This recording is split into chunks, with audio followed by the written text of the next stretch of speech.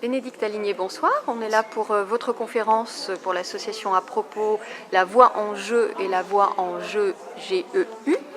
Est-ce que vous pouvez vous présenter en quelques mots et nous dire quelle est la thématique de cette conférence, de quoi on parle ce soir? Alors, la thématique c'est la voix.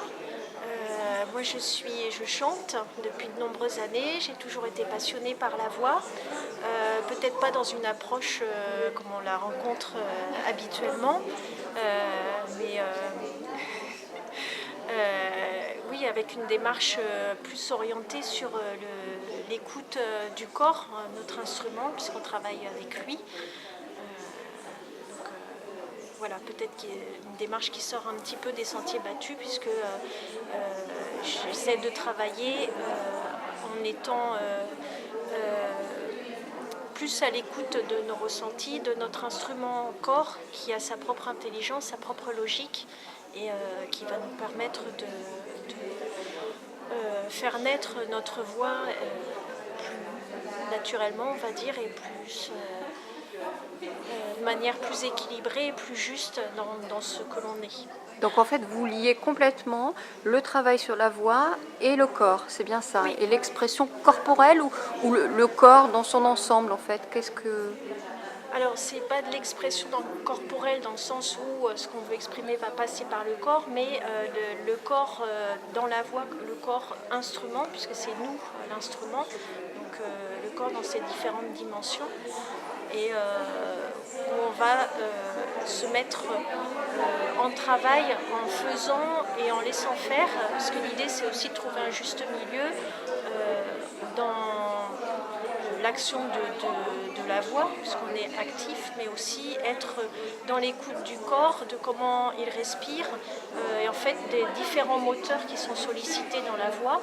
Alors justement, qu'est-ce qu'on sollicite quand on chante, quand on fait marcher notre voix? Qu'est-ce qui est sollicité? Alors, dans la voix, il y a 3 moteurs qui sont d'égale importance et qui travaillent en parfait équilibre et coordination.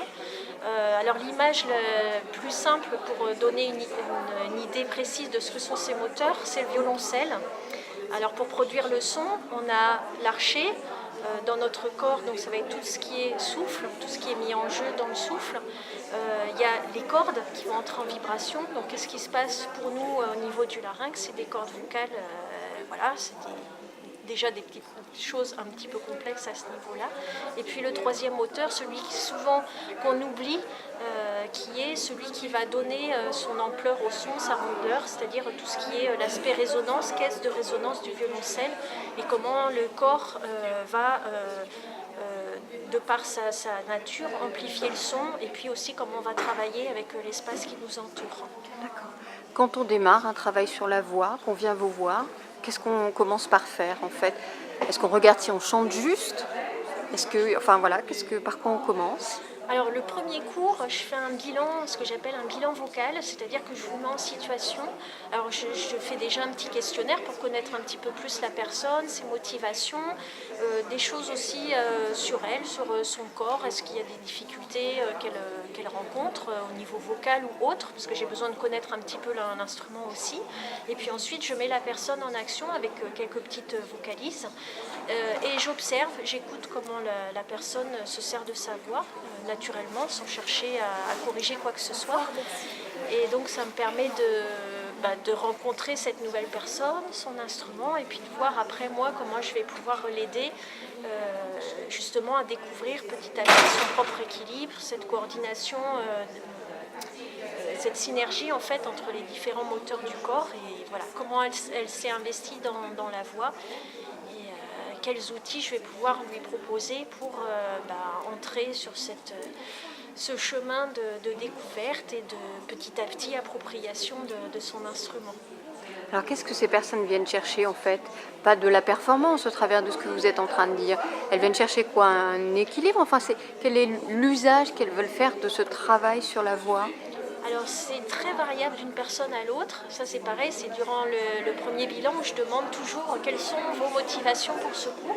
Donc ça peut être très variable, je peux avoir des demandes simplement pour un petit peu mieux maîtriser la voix dans ses différents paramètres, pour chanter dans la chorale, ou pour se faire plaisir, ou dépasser des petites difficultés que la personne aurait pu ressentir. Ça peut être aussi des démarches de bien-être. Ça peut être aussi des démarches pour mieux se connaître, découvrir sa voix. Voilà. Moi, je laisse assez ouvert et je m'adapte et je suis à l'écoute de la personne et de ses demandes. Est-ce qu'on peut imaginer que ce travail sur la voix, ça peut être un outil de connaissance intérieure, de connaissance de soi, puisque le titre de la conférence ce soir, c'est La voix en jeu, J-E et J-E-U.